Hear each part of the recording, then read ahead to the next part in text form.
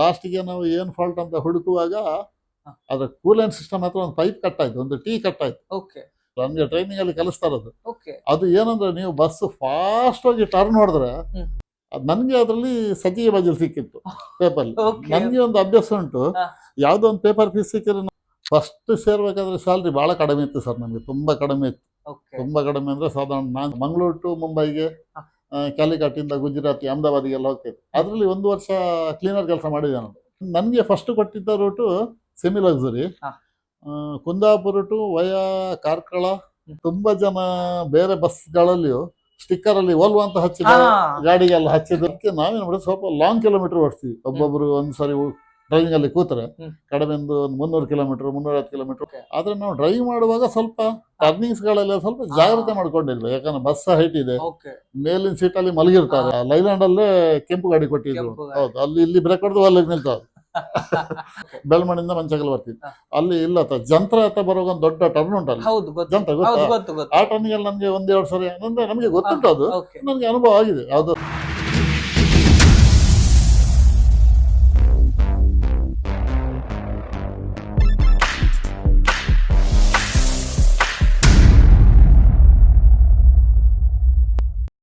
Hi hello ನಮಸ್ತೆ, welcome back to the channel Madan Manipal. ಇವತ್ತೊಂದು special ಆದಂತಹ ಒಂದು ಸಂಚಿಕೆ ಒಂದಿಗೆ ನಿಮ್ಮ ಮುಂದೆ ಬಂದಿದ್ದೇನೆ.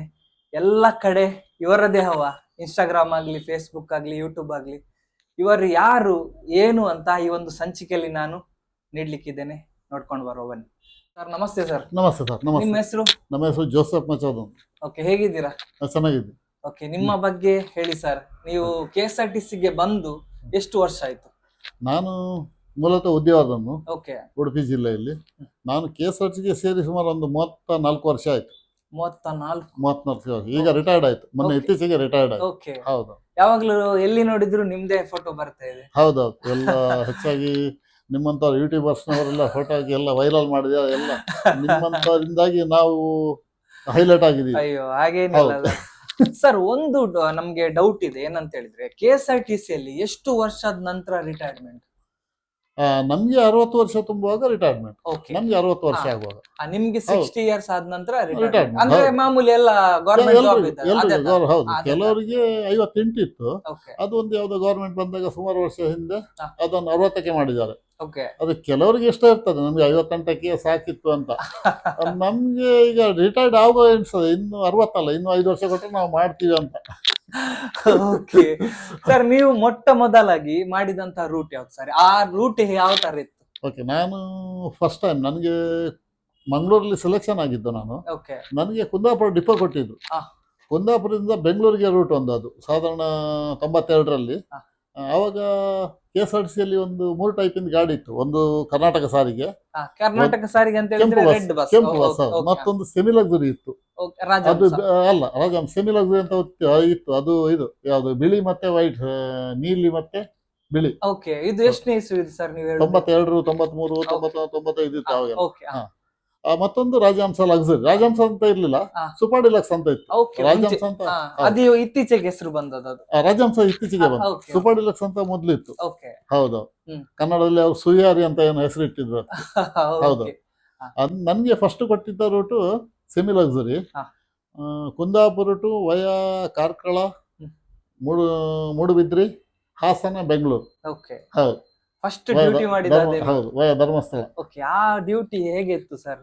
ಅವಾಗ ಬಸ್ಗಳು ಚೆನ್ನಾಗಿದ್ವು, ಆದ್ರೆ ನಮ್ಗೆ ಫಸ್ಟ್ ಹೋಗುವಾಗ ಸ್ವಲ್ಪ ಸ್ವಲ್ಪ ಭಯ ಆಗ್ತಿತ್ತು. ಹೌದು, ಅದು ಎಲ್ರಿಗೂ ಒಂದು ಕಾಮನ್ ಅದು. ಹೌದು. ಅಂದ್ರೆ ನೀವು ಆ ಡ್ಯೂಟಿ ಮಾಡುವಕ್ಕಿಂತ ಮೊದ್ಲು ನೀವು ಬೇರೆ ಏನಾದ್ರು ಹೆವಿ ಗಾಡಿಯಲ್ಲಿ ಇದ್ರ ಅಥವಾ ಫಸ್ಟ್ ಅದು ನಿಮ್ದು? ಇಲ್ಲ, ಮೊದ್ಲು ಹೆವಿ ಗಾಡಿಯಲ್ಲಿ ಇದ್ದೆ ನಾನು. ಸಾಧಾರಣ 82 ಅಲ್ಲಿ 82ರಲ್ಲಿ ಶಾಲೆ ಬಿಟ್ಟಿದ್ದೆ. ಓಕೆ, ಶಾಲೆ ಬಿಟ್ಟು ಒಂದು 9-10 ವರ್ಷ ಬೇರೆ ಕೆಲಸ ಮಾಡ್ತಾ ಇದ್ದೆ. ಅಂದ್ರೆ ಮನೆ ವೈರಿಂಗ್ ಕೆಲಸ ಕಲ್ತು ಮಾಡ್ತಾ ಇದ್ದೆ. ಮನೆ ವೈರಿಂಗ್ ಕೆಲಸ, ಪ್ಲಂಬಿಂಗ್ ಕೆಲಸ. ಅದರ ಮಧ್ಯದಲ್ಲಿ ಕೆಲವು ಪ್ರೈವೇಟ್ ಇನ್ಸ್ಟಿಟ್ಯೂಟ್ ಅಲ್ಲಿ ಕೋರ್ಸ್ ಎಲ್ಲ ಮಾಡಿದ್ದೆ. ಹೌದು, winding course, TV repairing course, ಸ್ವಲ್ಪ ಅನುಭವ ಇತ್ತು. ಆ ಟೈಮ್ ಅಲ್ಲಿ ನಾನು 87ರಲ್ಲಿ ಡ್ರೈವಿಂಗ್ ಲೈಸೆನ್ಸ್ ಮಾಡಿದ್ದೆ, ಹೆವಿ ಲೈಸೆನ್ಸ್. 87ರಲ್ಲಿ? ಹೌದು, 87ರಲ್ಲಿ. ಒಂದು ಆಸೆ ಇತ್ತು, ಬಸ್ಸುಗಳು ಓಡೋದು ನೋಡುವ, ನನಗೂ ಬಸ್ ಓಡಿಸ್ಬೇಕು ಅಂತ. ಮತ್ತೆ ನಾನು ಏನ್ ಮಾಡಿದೆ, ಡ್ರೈವಿಂಗ್ ಕಲಿಬೇಕಂತ ಆಸೆಯಲ್ಲಿ ನಮ್ಮ ಊರಿಂದ ಒಂದು ಲಾರಿ ಇತ್ತು, ಟ್ರಕ್, ಅದು ಲಾಂಗ್ ಹೋಗ್ತಿತ್ತು. ಅದು ಎಲ್ಲಿಂದ ಮಂಗಳೂರು ಟು ಮುಂಬೈಗೆ, ಕ್ಯಾಲಿಕಟ್ ಇಂದ ಗುಜರಾತಿ ಅಹಮದಾಬಾದಿಗೆಲ್ಲ ಹೋಗ್ತಿದ್ದೆ. ಅದರಲ್ಲಿ ಒಂದು ವರ್ಷ ಕ್ಲೀನರ್ ಕೆಲಸ ಮಾಡಿದೆ ನಾನು. ನನ್ನ ಜೊತೆಗೆ ಒಳ್ಳೆ ಡ್ರೈವರ್ ಇದ್ರು, ಅವರು ಊರು ಬೆಳ್ತಂಗಡಿ, ಅವರು ರಿಚಾರ್ಡ್ ಪಿಂಟೋ ಅಂತ. ಓಕೆ. ಅವ್ರು ನನ್ಗೆ ಬಹಳ ಸಪೋರ್ಟ್.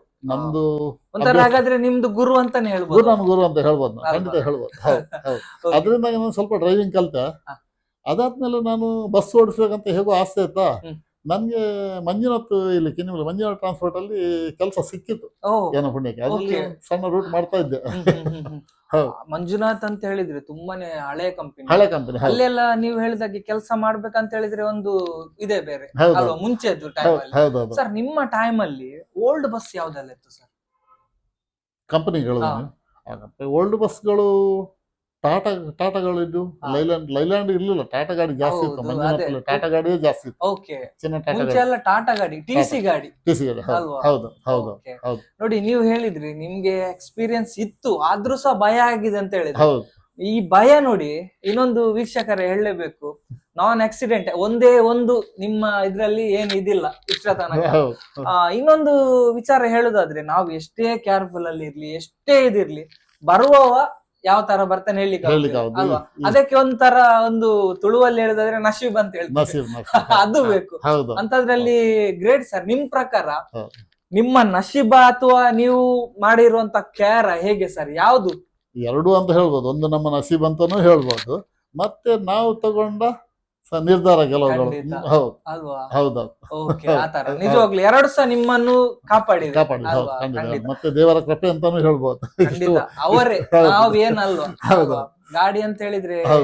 ಹೌದು ಸರ್, ನೀವು ಹೆಚ್ಚಾಗಿ ಮಾಡಿರುವಂತಹ ರೂಟ್ ಯಾವ್ದು ಸರ್ ಇಷ್ಟು ವರ್ಷದಲ್ಲಿ? ಹೆಚ್ಚಾಗಿ ಮಾಡಿರುವಂತಹ ರೂಟ್ ನಾನು ಕೊಲ್ಲೂರಿಂದ ಚೆನ್ನೈಗೆ, ಕೊಲ್ಲೂರು ಟು ಚೆನ್ನೈ, ಅದ್ರ ಕುಂದಾಪುರದಿಂದಲೂ ಮಾಡಿದ್ದೀನಿ. ಲಾಸ್ಟ್ಗೆ ಆ ರೂಟ್ ಮಂಗಳೂರು ಹೋಯ್ತು, ಮಂಗಳೂರಿಂದ ಮಾಡಿದ್ದೀನಿ, ಮಂಗಳೂರು ಚೆನ್ನೈ ಅಂತ ಆಯ್ತು, ಅದು ಮಾಡಿದ್ದೀನಿ. ಅದರಲ್ಲಿ ಫಸ್ಟ್ ಸ್ಟಾರ್ಟಿಂಗ್ ಅಲ್ಲಿ ಕೊಲ್ಲೂರು ಚೆನ್ನೈ ಶುರು ಆಗುವಾಗ ರಾಜಹಂಸ ಗಾಡಿ ಕೊಟ್ಟಿದ್ರು ನನಗೆ. ಆಮೇಲೆ ಸ್ವಲ್ಪ ಸಮಯ 2004 ಅಲ್ಲಿ ವೋಲ್ವೋ ಬಂತು. ವೋಲ್ವೋ ಬಂದು ಒಂದು 2005 ಅದೇ ರೂಟನ್ನು ರಾಜಹಂಸ ತೆಗೆದು ವೋಲ್ವೋ ಕೊಟ್ಟರು ನಮಗೆ. ಅದರಲ್ಲಿ ವೋಲ್ವೋ ಮಾಡಿದ್ವಿ ಸುಮಾರು ಹತ್ರ ಒಂದು 12-13 ವರ್ಷ ಮಾಡಿದ್ದೀನಿ. 13 ವರ್ಷದ ನಂತರ ನೀವು ವೋಲ್ವೋಕ್ಕೆ ಬಂದ್ರಿ? ಇಲ್ಲ 2004 ರಾಜಹಂಸ ರೂಟೇ ವೋಲ್ವೋ ಮಾಡಿದ್ರು, ಆವಾಗಲೇ ವೋಲ್ವೋ ಜಾಯ್ನ್ ಆಗಿದೆ. ಸರ್, ವೋಲ್ವೋ ನಿಮ್ಮ ಕೈಗೆ ಸಿಕ್ಕಾಗ ಆ ಒಂದು ಸಂತೋಷ, ಆ ಒಂದು ಖುಷಿ ಯಾವ ತರ ಇತ್ತು? ಯಾಕೆ ಹೇಳಿದ್ರೆ, ನಾವು ಸಹ ಸಣ್ಣದಿರ್ಬೇಕಾದ್ರೆ ವೋಲ್ವೋ ಹೋಗ್ಬೇಕಾದ್ರೆ ವೋಲ್ವೋ ಒಂಥರ ಕ್ರೇಜ್ ಅದು. ಹೌದೌದು. ಆ ಟೈಮ್ಗೆ ಹೇಗೆ ತುಂಬಾ ಜನ ಬೇರೆ ಬಸ್ಗಳಲ್ಲಿಯೂ ಸ್ಟಿಕ್ಕರ್ ಅಲ್ಲಿ ವೋಲ್ವೋ ಅಂತ ಹಚ್ಚಿದ ಗಾಡಿಗೆಲ್ಲ ಹಚ್ಚಿದ್ರು. ಖಂಡಿತವಾಗ್ಲು ಒಳ್ಳೆ ಮಾತಿದ್ದು. ವೋಲ್ವೋದು ಹೆಸರು ಆತರ ಇದೆ. ಹೌದು ಹೌದು ಅಲ್ವಾ? ವೋಲ್ವೋ ಓಡಿಸಿದಾಗ ನೀ ಕೇಳಿದಾಗ ಈಗ ನಮ್ಗೆ ತುಂಬಾ ಭಾರಿ ಖುಷಿ. ಯಾಕಂದ್ರೆ ಈಗ ಇನ್ನೂ ಒಳ್ಳೇದಾಗಿದೆ ಬಸ್, ಈಗಿನ ಬಸ್ಗಳು. 9600 ಅಂತೂ ಸಿಕ್ಕಾಪಟ್ಟೆ ತುಂಬಾ ಕಲಿಯುವಷ್ಟು ಸಹ ಇದೆ ಅಂತ ಇದೆ, ಕಲಿಯುವಷ್ಟು ಇದೆ. ಹೌದು. ಈಗ ಮೊದಲು ಗೇರ್ ಗಾಡಿ ಇತ್ತು, ಕ್ಲಚ್ ಗೇರ್ ಗಾಡಿ ಇತ್ತು, ಸೇಮ್ ನಮ್ಮ ಟಾಟಾ ಲೈಲ್ಯಾಂಡ್ ಓಡಿಸಿದಾಗೆ. ಈಗ ಫುಲ್ ಆಟೋಮೆಟಿಕ್ ಆಗಿದೆ. ಕೂತ್ಕೊಂಡಲ್ಲ, ಸುಮ್ಮನೆ ಬಟನ್, ಒಂದ್ಸರಿ ಆಟೋ ಆದ್ರೆ ಆಟೋಗೆ ಹಾಕುದು, ಮ್ಯಾನುವಲ್ ಬೇಕಾದ್ರೆ ಮ್ಯಾನುವಲ್ ಹಾಕುದು ಅಷ್ಟೇ. ಸಣ್ಣ ಏನ್ ಕೆಲಸ ಇಲ್ಲ ಡ್ರೈವರ್ಗೆ. ಅದು ಡ್ರೈವ್ ಮಾಡ್ಬೇಕಾದ್ರೆ ಯಾವ ತರ ಇರ್ತದೆ ಸರ್? ಅದು ತುಂಬಾ ಖುಷಿ ಆಗ್ತದೆ, ತುಂಬಾ ಸಾಫ್ಟ್ ಅಂತಾನೆ ಹೇಳ್ಬೋದು. ಯಾವ್ದು ಎಲ್ಲ ಈಗ ಡ್ರೈವರಿಗೆ ಕೂತ್ಕೊಂಡಾಗ್ಲೂ ಡ್ರೈವರಿಗೂ ಅಷ್ಟೇ, ಅವನಿಗೆ ಯಾವ ತರ ಕೂರ್ಲಿಕ್ಕೆ ಸೀಟ್ ಬೇಕು ಆ ತರ ಸೀಟ್, ಕೆಳಗೆ ಬೇಕಾ ಕೆಳಗೆ, ಮೇಲೆ ಬೇಕಾ ಮೇಲೆ, ಹಿಂದೆ ಬೇಕಾದ್ರೆ ಹಿಂದೆ. ಸ್ಟೇರಿಂಗ್ ಕೂಡ ಅಷ್ಟೇ, ಅವನಿಗೆ ಸ್ಟೇರಿಂಗ್ ಈಗ ಮೇಲೆ ಕೆಳಗೆ ಯಾವ ಪೊಸಿಷನ್ಗೂ ನಾವು ಬೇಕಾದ್ರೆ ಸೆಟ್ ಮಾಡಿ ಇಟ್ಕೊಳ್ಬಹುದು, ಆ ತರ ಇತ್ತು. ಸರ್, ಸಾಮಾನ್ಯವಾಗಿ ಬಸ್ ಚಾಲನೆ ಮಾಡುವವರು ವೋಲ್ವೋ ಮಾಡ್ತಾರಾ? ಮಾಡಬಹುದಾ? ಇಲ್ಲ, ಸಾಮಾನ್ಯ ಬಸ್ ಚಾಲನೆ ಮಾಡುವವರು ವೋಲ್ವೋ ಬಸ್ ಕೊಡುದಿಲ್ಲ ಅವ್ರಿಗೆ. ಯಾಕಂದ್ರೆ ಅವ್ರದ್ದೇ ಕಂಪನಿದು ಟ್ರೈನಿಂಗ್ ಅಂತ ಇದೆ, ಅವ್ರದ್ದೇ ಸರ್ಟಿಫಿಕೇಟ್ ಅಂತ ಇದೆ. ಅಲ್ಲಿ ಹೋಗಿ ನಮ್ಗೆ ನಮ್ಮ ಕಂಪನಿಯಿಂದ ಕಳಿಸ್ತಾರೆ. ಬೇರೆ ಪ್ರೈವೇಟ್ ಅವ್ರು ಮಾಡಿದ್ರೆ ಅವರವರ ಓನರ್ಗಳು ಕಳಿಸ್ತಾರೆ ಅವ್ರಿಗೆ. ಅವರ ಟ್ರೈನಿಂಗ್ ಇಲ್ಲದೆ ಇಲ್ಲಿ ವೋಲ್ವೋ ಬಸ್ ಯಾರು ಕೊಡುದಿಲ್ಲ. ಇಲ್ಲ ಟ್ರೈನಿಂಗ್ ಆಗ್ಲೇಬೇಕು. ಪ್ರತ್ಯೇಕವಾಗಿ ಲೈಸೆನ್ಸ್ ಏನಾದ್ರೂ ಆಗ್ಬೇಕು? ಇಲ್ಲ, ನಾರ್ಮಲ್ ಲೈಸೆನ್ಸ್, ಹೆವಿ ಲೈಸೆನ್ಸ್ ಇದ್ರೆ ಸಾಕು. ಪ್ಯಾಸೆಂಜರ್ ಹೆವಿ ಲೈಸೆನ್ಸ್ ಇದ್ರೆ ಸಾಕು. ಆದ್ರೆ ಅವನು ವೋಲ್ವೋ ಟ್ರೈನಿಂಗ್ ಮುಗಿಸ್ಕೊಂಡು ಬರ್ಬೇಕು. ಅವ್ರದ್ದು ಎಲ್ಲ ಎಂಟ್ರಿ ಇರ್ತದೆ ವೋಲ್ವೋ ಕಂಪನಿಯಲ್ಲಿ, ಹೊಸಕೋಟೆಯಲ್ಲಿ. ಈಗ ನಮ್ದು ಅವ್ರು ಆಕ್ಚುಲಿ ಏನ್ ಮಾಡ್ತಾರೆ ಅಂದ್ರೆ, ನಮ್ಮ ಹೆಸರು ಬೇಕಂತ ಇಲ್ಲ ಅವರಿಗೆ, ನಮ್ಮ ಬ್ಯಾಡ್ಜ್ ನಂಬರ್ ಎಂಟ್ರಿ ಮಾಡ್ಕೊಂಡಿರ್ತಾರೆ. ಈಗ ನಾಳೆ ಉದಾಹರಣೆಗೆ ನನ್ಗೆ ಪ್ರೈವೇಟ್ ಬಸ್ ಅಲ್ಲಿ ಎಲ್ಲ ಕರ್ದ ಅಂತ ಹೇಳಿದ್ರೆ, ನಂದು ವೋಲ್ವೋ ಟ್ರೈನಿಂಗ್ ಆಗಿದೆ ಅಂತ ಕೇಳ್ಬೇಕಾದ್ರೆ ಆ ಓನರ್ಗಳು ಅಲ್ಲಿ ನನ್ನ ಬ್ಯಾಡ್ಜ್ ನಂಬರ್ ಸಿಕ್ಕಿದ್ರೆ ಸಾಕು, ಅವ್ರಿಗೆ ಕೂಡಲೇ ಯಾವ್ದು ಟ್ರೈನಿಂಗ್ ಆಗಿದೆ ಎಲ್ಲ ಡಿಟೇಲ್ ಬರ್ತಾರೆ. B7 B8 B9 9600 ಎಲ್ಲ ಬರ್ದು. ಹೌದು ಸರ್, ನಿಮ್ದು ಇವಾಗ ತುಂಬಾ ಹೇಳಿದ್ರಿ, B7 9 9600. ಗಾಡಿಯಲ್ಲಿ ಕಂಫರ್ಟ್ ಅಂತ ಫೀಲ್ ಆಗುದು ಯಾವ್ದು ಸರ್? ನನ್ಗೆ model ಅಲ್ಲಿ? ನನ್ಗೆ ಲೈಕ್ ಆಗಿದ್ದು ಸಾಧಾರಣ ನಾನು ಜಾಸ್ತಿ ಓಡಿಸಿದ್ದೆ 9600. ವಾವ್, ಹೌದು. ಸೂಪರ್, ನಂದು ಫೇವರೇಟ್ ಗಾಡಿ sir ಅದು.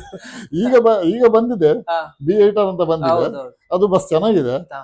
ಆದ್ರೆ ನಾನು ಜಾಸ್ತಿ ಓಡಿಸಿದ್ದು ಅದು ಕೂಡ B8R. ನಾನು ಅಂಬಾರಿ ಉತ್ಸವ ಓಡಿಸಿದ್ದೀನಿ. ಅಂಬಾರಿ. ಅಂಬಾರಿ ಉತ್ಸವ. ಓಕೆ. ಅಂಬಾರಿ ಉತ್ಸವ Okay. ಅದು ಮಂಗಳೂರು ಟು ಪುಣೆ ಅಂಬಾರಿ ಉತ್ಸವ ರೂಟ್ ಇತ್ತು, ಅದು ಓಡಿಸಿದ್ದೀನಿ. ಅದು ನನಗೆ ಲೈಕ್ ಆಗಿದ್ದು 9600. ಅದೇ ಹೌದು. ಸರ್, ಅಂಬಾರಿ ಉತ್ಸವ ಮತ್ತೆ ನೀವು ನಾರ್ಮಲ್ ಸಿಟ್ಟಿಂಗ್ ಬಸ್ ಇದೆಯಲ್ಲ, ಹೌದು. ಅದಕ್ಕೆ ನೀವು ಡ್ರೈವ್ ಮಾಡ್ಬೇಕಾದ್ರೆ ಏನಾದ್ರೂ ನಿಮ್ಗೆ ಡಿಫ್ರೆನ್ಸ್ ಗೊತ್ತಾಗ್ತದೆ? ಯಾಕೆ ಹೇಳಿದ್ರೆ ಅಂಬಾರಿ ಉತ್ಸವ ಸ್ಲೀಪರ್ ಬಸ್, ಮೇಲೆ ಕೂತಿರ್ತಾರೆ, ಇದು ಅಂದ್ರೆ ಕೆಳಗಡೆ ಇರ್ತಾರೆ. ನಿಮ್ಗೆ ಡ್ರೈವಿಂಗ್ ಅಲ್ಲಿ ಏನಾದ್ರೂ ಫೀಲ್ ಆಗ್ತದಾ?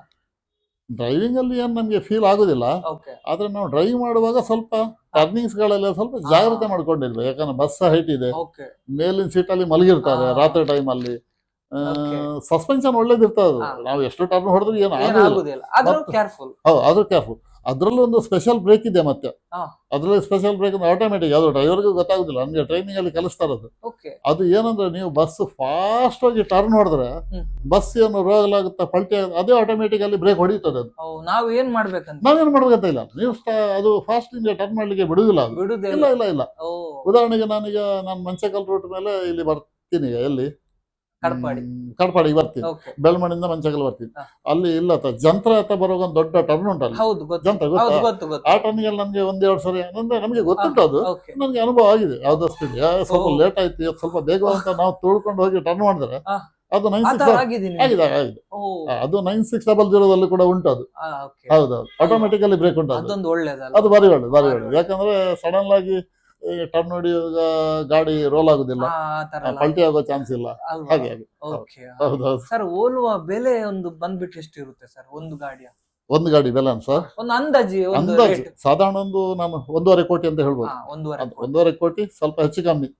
ಸ್ವಲ್ಪ ಹೆಚ್ಚು ಕಡಿಮೆ. ಹೌದು. ನಮ್ಮ ಇಲ್ಲಿ ಭಾರತದಲ್ಲಿ ಒಂದು ತುಂಬಾನೇ ಹೆವಿ ಗಾಡಿ ಅಂತ ಹೇಳಿದ್ರೆ ಅದೇ ಪ್ರೈಸ್ ಜಾಸ್ತಿ ಇದೆ ಸರ್. ಮತ್ತೆ ಓಲ್ವಾ ಮತ್ತೆ ಸ್ಕ್ಯಾನಿಯಾಗೆ ಏನೆಲ್ಲ ಡಿಫ್ರೆನ್ಸ್ ಬರ್ತದೆ? ಸ್ಕ್ಯಾನಿಯೋ ನಾನು ಜಾಸ್ತಿ ಓಡಿಸಿಲ್ಲ ಸರ್. ನನ್ಗೆ ಅಂದ್ರೆ ಓಡಿಸಿದ್ದೀನಿ, ನಮ್ಮ ಹತ್ರ ಇತ್ತು. ನಮ್ಗೆ ಅದಕ್ಕೆ ಮಂಗಳೂರಲ್ಲೇ ಟ್ರೈನಿಂಗ್ ಕೊಡ್ತೀನಿ. ನಾನು ಅವರ ಸ್ಕ್ಯಾನಿಯೋ ಕಂಪ್ನಿಗೆ ಹೋಗ್ಲಿಲ್ಲ. ಆದ್ರೂ ಸ್ಕ್ಯಾನಿಯೋ ಚೆನ್ನಾಗಿದೆ, ಇಲ್ಲ ಅಂತ ಹೇಳಲ್ಲ. ಸ್ವಲ್ಪ ಓಡಿಸಿ ಅದ್ರ ತರನೇ ಇದೆ. ಹೌದು, ಇದೆ ಕಂಫರ್ಟಬಲ್.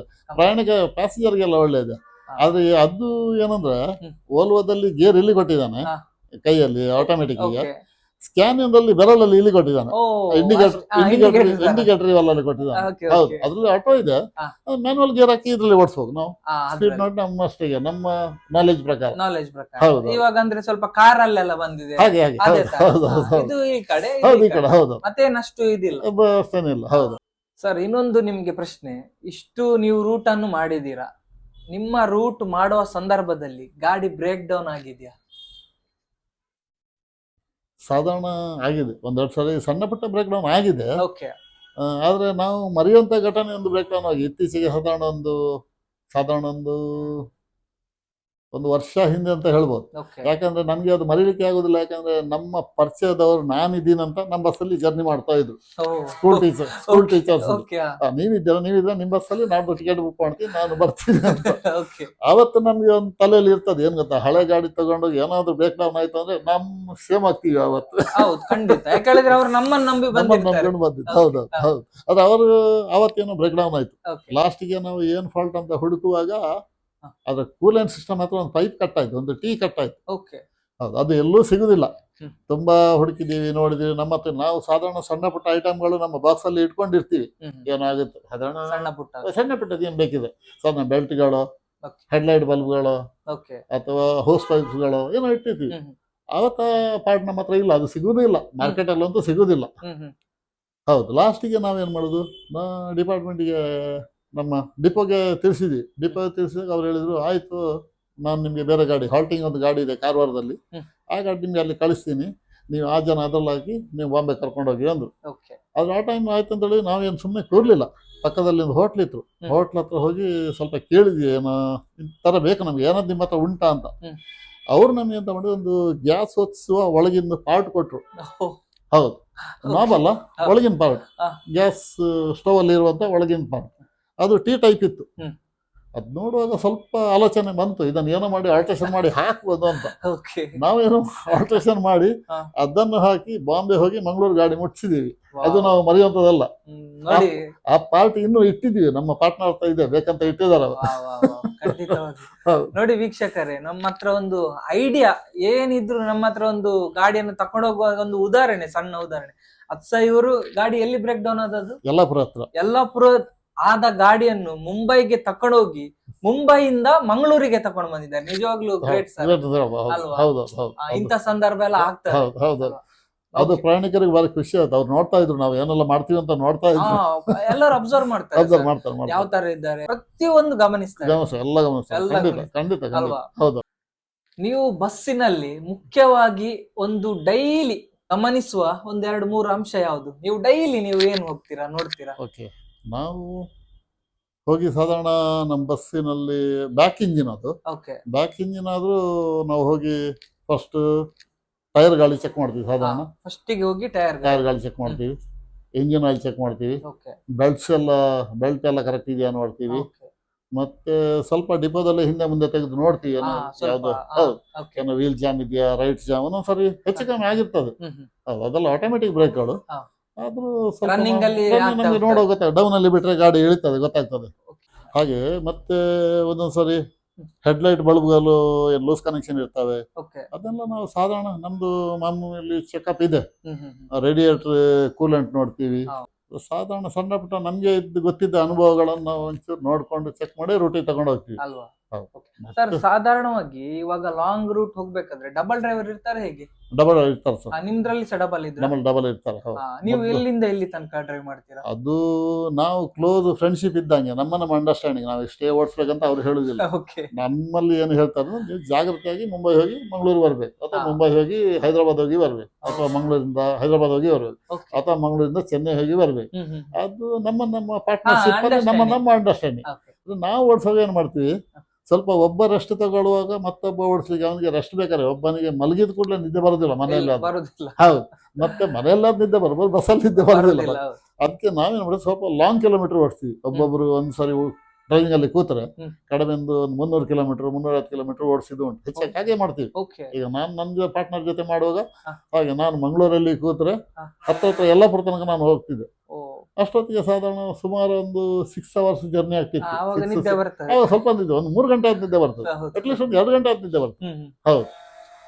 ಅವರು ಕೂರುವಾಗ ಅಷ್ಟೇ, ಅವರು ಕೂಡ ಅಷ್ಟೇ, ಅಲ್ಲಿ ಕೂತ್ರೆ ಒಂದು 6-7 ಅವರ್ಸ್ ಅವ್ರು ಕೂರ್ತಾ ಇದ್ರು, ನನಗೂ ನಿದ್ದೆ ಬರ್ತದೆ. ಹಾಗೆ ಕಂಟ್ರೋಲ್ ಇರ್ತೀವಿ, ಫ್ರೆಶ್ ಆಗಿರ್ತೀವಿ ನಾವು. ಹೌದು ಸರ್, ನೀವು KSRTC ಅಲ್ಲಿ ಲಾಂಗೆಸ್ಟ್ ರೂಟ್ ಅಂತ ಯಾವ್ದು ಮಾಡಿದ್ರಿ ಸಿಂಗಲ್ ಆಗಿ? ಲಾಂಗೆಸ್ಟ್ ಸಿಂಗಲ್ ಆಗಿ ಎರ್ನಾಕುಳಂ ಮಾಡಿದ್ವಿ ಸರ್. ಒಬ್ರೇ ಮಾಡಿದ್ವಿ. ಎಷ್ಟು ಕಿಲೋಮೀಟರ್ ಆಗ್ತದೆ ಸಾಧಾರಣ? ಅದು ಸಾಧಾರಣ ಒಂದು 550 ಕಿಲೋಮೀಟರ್. ಓಕೆ. ಇನ್ನೊಂದು ಮುಖ್ಯವಾಗಿ, ನೀವು KSRTC ಗೆ ಸೇರ್ಬೇಕಾದ್ರೆ ನಿಮ್ಗೆ ಸ್ಯಾಲ್ರಿ ಎಷ್ಟಿತ್ತು? ಫಸ್ಟ್ ಸೇರ್ಬೇಕಾದ್ರೆ ಸ್ಯಾಲ್ರಿ ಬಹಳ ಕಡಿಮೆ ಇತ್ತು ಸರ್, ನಮ್ಗೆ ತುಂಬಾ ಕಡಿಮೆ ಇತ್ತು. ತುಂಬಾ ಕಡಿಮೆ ಅಂದ್ರೆ ಸಾಧಾರಣ ನಾನು ಸೇರುವಾಗ 990. 30 ದಿವಸಕ್ಕೆ ನೋಡಿ, ಕೇಳ್ಬೋದು ನೋಡಿ, ಅವ್ರು ಹೇಳ್ತಾ ಇದಾರೆ 30 ದಿವಸಕ್ಕೆ 990 ಪ್ಲಸ್ ಬೇರೆ ಫೆಸಿಲಿಟಿ ಇತ್ತು, ಇನ್ಸೆಂಟಿವ್. ಆದ್ರೂ ಸ್ಯಾಲ್ರಿ ನೀವು ಕೇಳಿದ್ರೆ ಅಷ್ಟೇ ಅಲ್ವಾ? ಆ ಟೈಮ್ ಅಲ್ಲಿ ಹೇಗಿತ್ತು ಸರ್? ಕಲಿ ಸ್ವಲ್ಪ ಎಲ್ರಿಗೂ ಕಷ್ಟದ ಜೀವನ. ನಮ್ಗೆ ಏನಂದ್ರೆ ಬೇರೆ ದುರಭ್ಯಾಸ ಯಾವ್ದಿರ್ಲಿಲ್ಲ. ಹೌದು, ನಮ್ದು ಕಷ್ಟದ ಜೀವನ ಆದ್ರೂ ಸುಧಾರಿಸ್ಕೊಂಡು ಹೋಗಿದೀವಿ. ಹೌದು ಸರ್, ಇವಾಗ KSRTC ಗೆ ಜಾಯಿನ್ ಆಗ್ಬೇಕಂತ ಹೇಳಿದ್ರೆ ಇವಾಗೆಲ್ಲ ಕೆಲವರೆಲ್ಲ ಹುಡುಗರು ನನ್ಗೆ ಸಹ ಕಮೆಂಟ್ ಮಾಡ್ತಾರೆ ನಮ್ಮ ಚಾನಲ್ ಅಲ್ಲಿ, ಅದು ಯಾವ ತರ ಜಾಯಿನ್ ಆಗ್ಬೇಕು ಮತ್ತೆ ಹೇಗೆ ಅಂತೆಲ್ಲ ಇತ್ತು ಸರ್. ಅದು ಹೇಗೆ? ಅದು ಮೊದ್ಲು ಏನಿತ್ತು, ನಾವು ಸೇರುವ ಟೈಮ್ ಅಲ್ಲಿ ಓಪನ್ ಪೇಪರ್ಲಿ ಅಡ್ವರ್ಟೈಸ್ಮೆಂಟ್ ಕೊಡ್ತಾ ಇದ್ರು. ಈಗ ಉದಾಹರಣೆ ನಂದು ವಿಶೇಷ ಇದೆ, ಅಡ್ವರ್ಟೈಸ್ಮೆಂಟ್ ಹೇಗಿದೆ, ನಾನ್ ಜಾಯಿನ್ ಆಗಿ ಹೇಗೆ ಅಂತ ಬೇಕಾದ್ರೆ ಹೇಳ್ತೀನಿ. ನಾನು ಬಿಲ್ಡಿಂಗ್ ವೈರಿಂಗ್ ಮಾಡ್ತಾ ಇದ್ದೆ. ಬಿಲ್ಡಿಂಗ್ ವೈರಿಂಗ್ ಮಾಡೋ ಒಂದ್ ಕಡೆಯಲ್ಲಿ ಕಡೆಕರಲ್ಲಿ ಕೆಲಸ ಮಾಡುವಾಗ ಆ ಮನೆಯಲ್ಲಿ ಎಲ್ಲರೂ ಇದ್ದು ಕೆಲಸ ಮಾಡೋ, ಪೇಂಟರ್ಸ್ ಇದ್ರು, ಕಾರ್ಪೆಂಟರ್ಸ್ ಇದ್ರು, ಮೇಸ್ತ್ರಿಗಳಿದ್ರು, ಇಲೆಕ್ಟ್ರಿಷಿಯನ್ ಇದ್ರು. ನಾವು 2 ಜನ ಇಲೆಕ್ಟ್ರಿಷಿಯನ್ಗಳು. ಅಲ್ಲಿ ಆ ಮನೆಯವರು ನಮ್ಗೆ ಬೆಳಿಗಿನ 10 ಗಂಟೆ 10:30 ಗಂಟೆಗೆ ಚಾ ತಿಂಡಿ ತಂದು ಕೊಡ್ತಾ ಇದ್ರು. ಚಾ ತಿಂಡಿ ಎಲ್ರಿಗೂ, ಎಲ್ಲ ಕೆಲಸದವರಿಗೆ. ನನ್ಗೆ ಅದ್ರಲ್ಲಿ ಸಜ್ಜಿಗೆ ಬಜಲ್ ಸಿಕ್ಕಿತ್ತು ಪೇಪರ್. ನನ್ಗೆ ಒಂದು ಅಭ್ಯಾಸ ಉಂಟು, ಯಾವ್ದೋ ಒಂದು ಪೇಪರ್ ಪೀಸ್ ಸಿಕ್ಕಿದ್ರೆ ನಾನು ಅದು ಮುದ್ದೆ ಮಾಡಿ ಬಿಸೋದು, ಅದ್ರಲ್ಲಿ ಏನುಂಟ ಸ್ವಲ್ಪ ಓದಿ ಬಿಸಾಡ್ತೀನಿ. ನಾನು ಸಜ್ಜಿಗೆ ಬಜಲ್ ತಿಂದು ನೋಡುವಾಗ ಅದ್ರಲ್ಲಿ ಅಡ್ವರ್ಟೈಸ್ಮೆಂಟ್ ಇತ್ತು, ಮಂಗಳೂರು ವಿಭಾಗಕ್ಕೆ KS ಕರ್ನಾಟಕ ರಾಜ್ಯ ಸಾರಿಗೆ ಸಂಸ್ಥೆಗೆ ಚಾಲಕ ನಿರ್ವಾಹಕರು ಬೇಕಾಗಿದ್ದಾರೆ ಅಂತ. ನಾನು ಆ ಪೇಪರ್ಲಿ ಜೋಬಲ್ಲಿ ಇಟ್ಕೊಂಡು ಮನೆಗೆ ಹೋದೆ. ಆ ಟೈಮಲ್ಲಿ ನನ್ನ ಲೈಸೆನ್ಸ್ ಉಂಟು, ನಾನು 87 ಲೈಸೆನ್ಸ್ ಮಾಡಿಲ್ಲ. ನಮ್ಮ ಲೈಸೆನ್ಸ್ ಇದ್ದಿದ್ದರಿಂದ ನಾನು ಅದಕ್ಕೆ ಅಪ್ಲಿಕೇಶನ್ ಹಾಕಿದ್ದೆ. ಹಾಕಿದ್ರಿ, ನನ್ಗೆ ಬರ್ತದಂತ ಗ್ಯಾರಂಟಿ ಇರ್ಲಿಲ್ಲ, ಹಾಕಿದ್ದೆ. ನಾನು ನನ್ನ ಕೆಲಸ ಮಾಡ್ತಾ ಇದ್ದೆ. ಮತ್ತೆ ಹೌದು, ಮತ್ತೆ ಕಾಲ್ ಬಂತ, ಅದ್ರಲ್ಲಿ ಕಾಲ್ ಬಂತು, ಇಂಟರ್ವ್ಯೂ ಕಾಲ್ ಬಂತು. ಎಷ್ಟು ಖುಷಿ ಆಯ್ತಾ? ತುಂಬಾ ಖುಷಿ ಆಯ್ತು. ನೀವು ನೋಡಿ, ಒಂದು ಏನೋ ಒಂದು ಮಾಡ್ತಿರ್ಬೇಕಾದ್ರೆ ತಿಂದವಾಗ ನೋಡಿದಂತ ಒಂದು ನಿಮ್ಗೆ ಕೆಲಸ, ತುಂಬಾ ಖುಷಿ ಆಯ್ತು. ನಂತರ ನೆಕ್ಸ್ಟ್ ಸ್ಟೆಪ್ ಏನ್ ಮಾಡಿದ್ರು ಅವ್ರು? ಮತ್ತೆ ಬಂದು ನಮ್ಗೆ ಟ್ರೈನಿಂಗ್ ಕೊಟ್ಟಿದ್ರು ಸುಮಾರು ಒಂದು ವಾರ. ಅದು ಡೈರೆಕ್ಟ್ ನಿಮ್ಗೆ ಅಪಾಯಿಂಟ್ಮೆಂಟ್ ಆಯ್ತಾ ಹೇಗೆ? ಹೌದು, ಕಾಲ್ ಫಾರ್ ಕರೀತಾರೆ, ಅಲ್ಲಿ ನಮ್ಗೆ ಇಂಟರ್ವ್ಯೂ ತಗೊಳ್ತಾರೆ, ಟೆಸ್ಟ್, ರೋಡ್ ಟೆಸ್ಟ್ ತಗೊಳ್ತಾರೆ, ಮತ್ತೆ ನಮ್ಗೆ ಇದು ಕೆಲವು ಗಾಡಿ ಬಗ್ಗೆ ಎಲ್ಲ ತಗೊಳ್ತಾರೆ. ಅದ್ರಲ್ಲೂ ಮತ್ತೆ ರೋಡ್ ಟೆಸ್ಟ್ ಅಲ್ಲಿ ನಮ್ಗೆ ಇಂಟರ್ವ್ಯೂ ತಗೊಳ್ಬೇಕಾದ್ರೆ ಡ್ರೈವಿಂಗ್ ಟ್ರೈನಿಂಗ್ ಕೊಡ್ತಾರೆ, ನಮ್ಗೆ ಡ್ರೈವಿಂಗ್ ಟ್ರೈನಿಂಗ್ ಕೊಡ್ತಾರೆ ಅವರೇ. ಹೌದು, ಸೀನಿಯರ್ ಇಂಜಿನಿಯರ್ ಬರ್ತಾರೆ ಬಸ್ ಅಲ್ಲಿ. ಅವಾಗೆಲ್ಲ ಲಾಂಗ್ ಕೊಡ್ತಿದ್ರು, ಈಗ ಅಷ್ಟೊಂದು ಕೊಡುದಿಲ್ಲ. ಹೌದು, ಅವಾಗ ನಾವು ಒಂದ್ಸರಿ ಟ್ರೈನಿಂಗ್ ಹೋದ್ರೆ, ಒಂದು 30 ಜನ ಹೋದ್ರೆ ಒಂದು 3 ದಿವಸ ಉಂಟು ಬರ್ತಿದ್ರು. ಮಂಗಳೂರಲ್ಲಿ ಬಿಟ್ರೆ ಅಪ್ ಟು ಕುಂದಾಪುರ ತನಕ ಹೋಗಿ ಒಂದು ರೌಂಡ್ ಹೊಡೆದು ಬಂದಿದ್ದು ಉಂಟು 30 ಜನರಿಗೆ ಸ್ವಲ್ಪ. ಹೌದು ಹೌದು, ಒಂದು ಸಾರಿಗೆ ಬಸ್, ಅದು ಕೂಡ ಹಳೆಯ ಬಸ್ ಕೊಡುದು. ನಮ್ಗೆ ಹಳೆ ಕೆಂಪು ಇಲ್ಲಲ್ಲ, ಲೈಲ್ಯಾಂಡ್ ಅಲ್ಲೇ ಕೆಂಪು ಗಾಡಿ ಕೊಟ್ಟಿದ್ರು. ಹೌದು, ಅಲ್ಲಿ ಇಲ್ಲಿ ಬ್ರೇಕ್ ಹೊಡೆದು ಅಲ್ಲಿಗೆ ನಿಲ್ತಾವೆ. ಅದ್ರಲ್ಲೇ ನಾವು ಕಲಿಬೇಕು, ಯಾಕಂದ್ರೆ ನಾಳೆ ಬೆಳಿಗ್ಗೆ ನಮ್ಗೆ ಪ್ಯಾಸೆಂಜರ್ ಬಸ್ ಕೊಟ್ಟರೆ ನಾವು ಹೇಗೆ ಓಡಿಸ್ಬೇಕಂತ ಅದ್ರಲ್ಲಿ ಕಲಿಬೇಕಲ್ಲ. ಹಿಂದೆ ಬೇರೆ ಟ್ರೈನಿಂಗ್ ಬಂದ ಡ್ರೈವರ್ಸ್ ಗಳು ಕೂಡ ಪ್ಯಾಸೆಂಜರ್ ಅಂತ ಎಣಿಸ್ಬೇಕು ನಾವು. ಹಾಗೆ ಹಾಗೆ ಹಾಗೆ ಅಷ್ಟು ಕಷ್ಟ ಇತ್ತು ಮುಂಚೆ ಅಲ್ವಾ? ಈಗ ಆ ತರ ಇಲ್ಲ, ರೋಡ್ಗಳು ಒಳ್ಳೇದಿರ್ಲಿಲ್ಲ ಈಗ. ಹೌದು ಹೌದು sir, Mangaluru to Mumbai driving ಮಾಡುದು ಅಂತ ಹೇಳಿದ್ರೆ ತುಂಬಾನೇ ರಿಸ್ಕ್ ಹೇಳ್ತಾರೆ. ಈ ಟ್ರಾಫಿಕ್ ಆಗ್ಬೋದು, ಮುಂಚೆ ಕಾಂಡಲ ಘಾಟಿ, ಅದು ಇದು ತುಂಬಾ ಯಾರು ನೋಡಿದ್ರು ಮುಂಬೈ ಡ್ರೈವರ್ ಅಂತ ಹೇಳಿದ್ರೆ ಮುಂಬೈ ಡ್ರೈವರ್, ಅದ್ರ ಬಗ್ಗೆ ಏನ್ ಹೇಳ್ತೀರಾ ಸರ್? ಮುಂಚೆ ಒಂದ್ ಟೈಮಲ್ಲಿ ಇತ್ತು, ಡ್ರೈವರ್ಸ್ ಗಳೇ ಸಿಗ್ತಿರ್ಲಿಲ್ಲ, ಲಾಂಗ್ ಹೋಗೋ ಡ್ರೈವರ್ಸ್ ಗಳೇ ಸಿಗ್ತಿರ್ಲಿಲ್ಲ, ಭಾರಿ ಕಡಿಮೆ. ಈಗಲೂ ಲಾಂಗ್ ಹೋಗೋರು ಸಿಗುದಿಲ್ಲ. ಆದ್ರೆ ಈಗ ರಸ್ತೆಗಳು ಚೆನ್ನಾಗಿದ್ದಾವೆ, ಗಾಡಿಗಳು ಚೆನ್ನಾಗಿದ್ದಾವೆ, ಮತ್ತೆ ಮನುಷ್ಯನ ಮುಖ್ಯವಾಗಿ ಅವನ ತಾಳ್ಮೆ ಬೇಕು, ಮುಖ್ಯವಾಗಿ ತಾಳ್ಮೆ ಬೇಕು, ಮತ್ತು ಒಂದು ಲೈಫ್ ಸ್ಟೈಲ್ ಸ್ವಲ್ಪ ಚೆನ್ನಾಗಿರ್ಬೇಕು. ಹೌದು ಹೌದು, ಪ್ಯಾಸೆಂಜರ್ ಒಟ್ಟಿಗೆ ವರ್ತಿಸುವುದಾಗ್ಲಿ ಒಳ್ಳೆದಿರ್ಬೇಕು. ಇನ್ನೊಂದು ಸರ್, ನಿಮ್ಗೆ ಈ ಮುಂಬೈ ಟ್ರಾಫಿಕ್ ನ ಬಗ್ಗೆ ನಾನು ಹೇಳುದಾದ್ರೆ, ನಮ್ಗೆ ಕಾರನ್ನೇ ತಕೊಂಡೋದ್ರೆ ತುಂಬಾ ಇರಿಟೇಷನ್ ಆಗ್ತದೆ. ಅಂತದ್ರಲ್ಲಿ ನೀವು ಅಷ್ಟು ದೊಡ್ಡ ಬಸ್ ಅನ್ನು ಯಾವ ತರ ನೀವು ಮ್ಯಾನೇಜ್ ಮಾಡ್ತೀರಾ ಸರ್? ಅಲ್ಲಿ ಟ್ರಾಫಿಕ್ ಅಂತೂ ಸಿಕ್ಕಾಪಟ್ಟೆ ಇದೆ, ಅಲ್ಲಿ ಯಾವ ತರ ಮ್ಯಾನೇಜ್ ಮಾಡ್ತೀರಾ? ಅದು ಇಲ್ಲಿ ಕೂಡ ನನಗೆ ತುಂಬಾ ಜನ ಕೇಳ್ತಾರೆ, ನನಗೆ ಇಲ್ಲಿಂದ ಕುಂದಾಪುರ ಹೋಗಿ ಬರ್ಬೇಕಾದ್ರೆ ಸಾಕಾಗ್ತದೆ ಮಾರ, ನೀನು ಬಸ್ ತಗೊಂಡು ಮುಂಬೈ ಹೋಗಿ ಬರ್ತೀಯಲ್ಲ ಅಂತ. ಈಗ ನನ್ಗೆ ಅದೇ ಅನುಭವ, ನಾನು ನಮ್ಮ ಮಕ್ಕಳ ಹತ್ರ ಎಲ್ಲ ಹೇಳುದು, ನನಗೆ ಬಸ್ ಆದ್ರೂ ಬಿಡ್ಬೋದು, ಕಾರ್ ಬಿಡ್ಲಿಕ್ಕೆ ಆಗುದಿಲ್ಲ ಅಂತ. ಇದು ಒಂದು ಪ್ರಶ್ನೆ ಮೊನ್ನೆ ನಾನು ಕೇಳಿದೆ, ಹಾಗೆ ಅವರು ಹೇಳಿದ್ರು ಬಸ್ ಸುಲಭವಾಗಿ ಬಿಡ್ತೀನಿ. ಕಾರ್ ನಮ್ಗೆ ಇಲ್ಲಿ ನಮ್ಮ ಉಡುಪಿಯಿಂದ ಮನೆಗೆ ಹೋಗ್ಬೇಕಾದ್ರೆ ಒಂಥರ ಹೆದರಿಕೆ ಆಗ್ತದೆ, ಹೆದರ್ಕೊಂಡೇ ಓಡಿಸುದು. ಆದ್ರೆ ಬಸ್ ನೋಡಿದ ತಕ್ಷಣ ಅಂದ್ರೆ ಹೆಚ್ಚಾಗಿ ಈಗ ವಾಲ್ವೋ ಬಸ್ಗಳು ಬ್ಯಾಕ್ ಇಂಜಿನ್ ಸೌಂಡ್ ಇಲ್ಲ. ಬೇರೆ ಬಸ್ಗಳದ್ರೆ ಒಂದು ದೊಡ್ಡ ಬಸ್ ಮಿರರ್ ನೋಡುವಾಗ ದೊಡ್ಡ ಬಸ್ ಅಂತ ಪ್ಯಾಸೆಂಜರ್ ಲೋಕಲ್ ಪಬ್ಲಿಕ್ ಗಳು ಅವರೇ ಜಾಗ ಮಾಡಿ ಕೊಡ್ತಾರೆ, ದೊಡ್ಡ ಬಸ್ ಬಸ್ ಪೋಡೋರ ಹಾಗೆ. ಹೌದು, ಮತ್ತೆ ನಾವು ಟ್ರಾಫಿಕ್ ರೂಲ್ಸ್ ಫಾಲೋ ಮಾಡಿದ್ರೆ, ಸಿಗ್ನಲ್ಸ್ ಟ್ರಾಫಿಕ್ ರೂಲ್ಸ್ ಫಾಲೋ ಮಾಡಿದ್ರೆ ಏನ್ ತೊಂದ್ರೆ ಇಲ್ಲ, ಆರಾಮಾಗಿ ಹೋಗಿ ಬರ್ಬೋದು. ಸರ್, ಮುಂಬೈಗೆ ಇಂತಿಷ್ಟು ಟೈಮ್ ಒಳಗೆ ರೀಚ್ ಮಾಡ್ಬೇಕಂತ ಉಂಟ ಬಸ್ ಎಲ್ಲ ಅಲ್ಲಿ? ಅಂದ್ರೆ ಟ್ರಾಫಿಕ್ ಎಲ್ಲ ರೂಲ್ಸ್ ಇದೆಯಲ್ಲ, ಈ ಟೈಮ್ ಒಳಗೆ ರೀಚ್ ಮಾಡ್ಬೇಕು, ಆತರ ಏನಾದ್ರು ಉಂಟಾ? ನಮ್ಮ ಕಂಪ್ನಿ ರೂಲ್ಸ್ ಉಂಟು, ಆದ್ರೆ ಇಷ್ಟರೊಳಗೆ ಮಾಡ್ಬೇಕಂತ. ಆಟೋಮೆಟಿಕಲಿ ಆಗುತ್ತೆ. ಸಾಧಾರಣ ಬಸ್ಗಳು ಒಂದು 90, ಈಗ ವೋಲ್ವೋ 90 ಕಿಲೋಮೀಟರ್ ಸ್ಪೀಡ್ ಹೋಗುತ್ತೆ, ಲಾಕ್ ಮಾಡಲ್ಲ, 90ಗೆ ಲಾಕ್, ಅದಕ್ಕಿಂತ ಜಾಸ್ತಿ ಓಡುದಿಲ್ಲ. ನೀವು ಏನ್ ಮಾಡಿದ್ರು ಓಡುದಿಲ್ಲ, ಗವರ್ನರ್ ಲಾಕ್ ಮಾಡಿರ್ತಾರೆ. ಆ ಟೈಮ್ ಸಾಕಾಗುತ್ತೆ, ಎಲ್ಲ ಕಡೆ 90 ಕಿಲೋಮೀಟರ್ ಓಡಿಸ್ಲಿಕ್ಕೆ ಆಗುದಿಲ್ಲ. ಸಿಟಿಯಲ್ಲೇ ಆಗುದಿಲ್ಲ, ಸ್ವಲ್ಪ ಕೆಲವು ರೋಡಲ್ಲಿ ಆಗುದಿಲ್ಲ. ಮತ್ತೆ ಈಗ ಮೊನ್ನೆ ಇತ್ತೀಚೆಗೆ ಬಾರಿ ಚೆನ್ನಾಗಿದೆ, ಅಲ್ಲಿ ಒಂದು ಕಾಂಡಲ ಘಾಟ್ ಈಗ ಒಂದು ಮಿಸ್ಸಿಂಗ್ ಲಿಂಕ್ ಅಂತ ಓಪನ್ ಮಾಡಿದ್ದಾರೆ ಮೊನ್ನೆ ಮೋದಿ. ಮಿಸ್ಸಿಂಗ್ ಲಿಂಕ್ ಅಂದ್ರೆ ಅದಂದ್ರೆ ಘಾಟ್ ಸೆಕ್ಷನ್ ಇಲ್ಲ, ಈಗ ಘಾಟ್ ಸೆಕ್ಷನ್ ಇಲ್ಲ. ನಾವು ಘಾಟ್ ಸೆಕ್ಷನ್ ಮೊದ್ಲು ಸ್ಟಾರ್ಟ್ ಮಾಡೋಲ್ಲಿ ಲೊನೋಲ್ ಅಂತ ಹೇಳ್ತಾರೆ, ಆ ಲೊನೋಲ್ ಅಲ್ಲಿ ಒಂದು ದೊಡ್ಡ ಟನಲ್ ಮಾಡಿದ್ದಾರೆ, ದೊಡ್ಡ ಟನಲ್ 4 ವೇ ಮಾಡಿದ್ದಾರೆ, ಹೋಗ್ಲಿಕ್ಕೆ 4 ಬರ್ಲಿಕ್ಕೆ 4. ಅದು ಮೋದಿ ಅವರು ಮೊನ್ನೆ ಮೇ 1ನೇ ತಾರೀಕಿಗೆ ಓಪನ್ ಮಾಡಿದ್ರು. ಆಕ್ಚುಲಿ ನಾವು ಅವತ್ತು ಇದ್ವಿ, ನಮ್ಗೆ ಅವತ್ತು ಕೊಡ್ಲಿಲ್ಲ ಹೋಗ್ಲಿಕ್ಕೆ, ನೆಕ್ಸ್ಟ್ ಟ್ರಿಪ್ ಅಲ್ಲಿ ಕೊಟ್ರಿ. ಅದು 14 ಕಿಲೋಮೀಟರ್ ಇದೆ, ಮೊದಲು 14 ಕಿಲೋಮೀಟರ್ ನಾವು ಘಾಟ್ ಸೆಕ್ಷನ್ ಅಲ್ಲಿ ಸುತ್ತಾಕೊಂಡು ಹೋಗುವಾಗ ಹಾ. 1 ಗಂಟೆ ಬೇಕಾಗ್ತಿತ್ತು. 1 ಗಂಟೆ. ಹಾ. ಈಗ 10 ನಿಮಿಷದಲ್ಲಿ ಕೆಳಗೆ ಹೋಗ್ತೀವಿ ಅದೇ ಪಾಯಿಂಟ್ಗೆ. ವಾವ್, ನೋಡಿ ಹೌದು. ಅಲ್ವಾ. ಬರುವಾಗ್ಲೂ ಅಷ್ಟೇ, ಬರುವಾಗ್ಲೂ 1 ಗಂಟೆ 1 ಕಾಲು ಗಂಟೆ ಬೇಕಾಗ್ತಿತ್ತು. ಹಾ. ಈಗ ಒಂದು 14 ನಿಮಿಷದಲ್ಲಿ ಮೇಲೆ ಬರ್ತೀವಿ. 14 ನಿಮಿಷದಲ್ಲಿ 1 ಗಂಟೆ. 1 ಗಂಟೆ ಫುಲ್ ಟರ್ನಿಂಗ್ಸೇ ಇಲ್ಲ, ಏನಿಲ್ಲ. ಏನಿಲ್ಲ, ಒಂದೇ ರೋಡ್, ಸ್ಟ್ರೈಟ್ ಒಂದೇ ರೋಡ್. ಓ, ಹೌದು, ಆತರ ಎಲ್ಲ ಹೌದು, ಇವಾಗ ಹೌದು. ತುಂಬಾ ಅಷ್ಟೇ road ಚೆನ್ನಾಗಿ, ಎಲ್ಲ ಭಾರಿ ಒಳ್ಳೆ- ಚೆನ್ನಾಗಿ ತುಂಬಾ ಮಾಡಿದ್ದಾರೆ, ಚೆನ್ನಾಗಿ ಭಾರಿ ಮಾಡಿದ್ದಾರೆ. ಚೆನ್ನಾಗಿ ಮಾಡಿದ್ದಾರೆ. ಅಲ್ವಾ. ಹೌದು, ನೀವು ಹೋದ್ರೆ ನೋಡ್ಬೇಕು ಅದನ್ನು. ಖಂಡಿತವಾಗ್ಲು ನಾನು ಇವಾಗ ಬಸ್ ಜರ್ನಿ ಮಾಡ್ಲಿಲ್ಲ, ಮುಂಬೈ ಮ್ಯಾಂಗ್ಳೂರ್ ಟು ಮುಂಬೈ ಒಂದ್ಸಲಿ ಮಾಡ್ತೇನೆ. ಖಂಡಿತ ಅದನ್ನ ಮಾಡ್ಬೇಕು. ನೀವು ಹೇಳ್ದಾಗೆ ನೋಡ್ಬೇಕು. ಆ ಟನಲ್ ನೋಡ್ಬೇಕು. ಎಲ್ಲ ಹೇಳ್ತಾರೆ ಹಾ. ಮಿಸ್ಸಿಂಗ್ ಲಿಂಕ್ ಅಂತ ಏನದು ನೋಡೋಣ, ನಾವು ಬಂದಾಗ ಒಂಚೂರು ಹೇಳಿ ಅಂತ. ಮಲಗಿದವರು ಎದ್ದು ನೋಡ್ತಾರೆ. ಓ, ಆತರ ಹೇಳ್ತಾರೆ. ಹೌದು, ಹೌದು, Okay, ಹೌದು, okay. ಹೌದು. ಅಲ್ಲಿ ಹತ್ರ ಮಲಗಿದವರು ಬರುವಾಗ ಎದ್ದು ನೋಡ್ತಾರೆ. ಹೌದು. ಅಲ್ವಾ? ಆತರ ಫುಲ್ ಇದೆ. ಟನಲ್, ಉದ್ದಕ್ಕೂ ಟನಲ್, ಮಧ್ಯದಲ್ಲಿ ಒಂದು ಹ್ಯಾಂಗಿಂಗ್ ಬ್ರಿಡ್ಜ್ ಇದೆ. Okay. ಅದು ಚೆನ್ನಾಗಿದೆ. ಈಗ ಅದರಲ್ಲಿ ವಿಶೇಷನ್ ಅಂದ್ರೆ ಹಾ. ಕಾರ್ ಮಾತ್ರ, ಬಸ್ ಮಾತ್ರ ಬಿಡ್ತಾರೆ, ಟ್ರಕ್ಸ್ ಬಿಡುದಿಲ್ಲ. ಅದು ಆರಾಮಾಗಿ ಹೋಗ್ಬೋದು. ಓಕೆ, ಅವರು ನಾರ್ಮಲ್ ಆಗಿ ನಾರ್ಮಲ್ ಮಾಮೂಲು ರೋಡಲ್ಲಿ ಹೋಗ್ತಾರೆ. ಟ್ರಕ್ಸ್ ಬಿಡುದಿಲ್ಲ. ಟ್ರಕ್ಸ್ ಬಿಡುದಿಲ್ಲ. ಬಸ್ ಇಲ್ಲ, ಮತ್ತೆ ಬಸ್ ಮತ್ತೆ ಕಾರ್ಗಳು. ಕಾರ್. ಕಾರ್ಗಳು. ಓಕೆ, ಸಾಧಾರಣ ಮ್ಯಾಂಗ್ಳೂರ್ನಿಂದ ಮುಂಬೈಗೆ ಎಷ್ಟು ಟೈಮ್ ತಗೊಳ್ತೀರಾ ಸರ್? ಈಗ ವೋಲ್ವೋದಲ್ಲಿ ಆದ್ರೆ ಒಂದು 15 to 16 ಅವರ್ಸ್ ಬೇಕು ಸರ್. 15 to ಮಳೆಗಾಲ 16. 15 to 16 ಬೇಕು. ಮಳೆಗಾಲದಲ್ಲಿ ಟ್ರಾಫಿಕ್ ಹೇಳೋಕ್ಕಾಗೋದಿಲ್ಲ. ಮಳೆಗಾಲದಲ್ಲಿ ಸ್ವಲ್ಪ normal. ಗಾಡಿ ಸ್ಲೋ ಆಗ್ತದೆ. ಹೌದು, ಹೌದು. ಸ್ಲೋ ಹೋಗ್ಲೇಬೇಕು. ಹೋಗ್ಲೇಬೇಕು. ಹೌದು, ಅಲ್ವಾ? ಹೌದು, ಸ್ಪೀಡ್ ಹೋಗುವಾಗ ಹೌದು, ಮಳೆ ಹೌದು, ಬರ್ತಾ ಇರ್ತದೆ. ಹೌದು. ನೀವು ಯಾವ ರೂಟ್ ಅಲ್ಲಿ ಬರ್ತಾ ಇದ್ರಿ? ಮಂಗಳೂರಾಗಿ ಮೂಡುಬಿದ್ರೆ ಬರ್ತಿದ್ರಿ? ಹೌದು, ಮಂಗಳೂರಿಂದ ಮೂಡುಬಿದ್ರೆ. ಬಸ್ಪಿಯಿಂದ ಕೈಕಂಬ, ಹಾ. ಕೈಕಂಬದಿಂದ ಮೂಡುಬಿದ್ರಿ, ಮೂಡುಬಿಂದ ಕಾರ್ಕಳ, Okay. ಕಾರ್ಕಳದಿಂದ ಬೆಳ್ಮಣ್ಣು, ಮಂಚಕಲ್ಲಿಂದ ಕಡಪಾಡಿ, ಕಡಪಾಡಿಯಿಂದ ಉಡುಪಿ, ಓಕೆ. ಉಡುಪಿಯಿಂದ ಇಲ್ಲಿಂದ ಸೀದಾ ಅಂಕೋಲ, ಅಂಕೋಲ. ಅಂಕೋಲಿಂದ ಸೀದಾ Hubli to Dharwad, Belgaum. Okay, okay. ಹೌದು. ಸರ್, ಮುಂಚೆ ಎಲ್ಲ ಈ ಒಂದು ಒಳಗೆ ರೂಟ್ ಅಲ್ಲಿ ಹೋಗ್ತಾ ಇದ್ರು, ನಾವೆಲ್ಲ ಸಣ್ಣದಿದ್ದೆ ಅವಾಗ.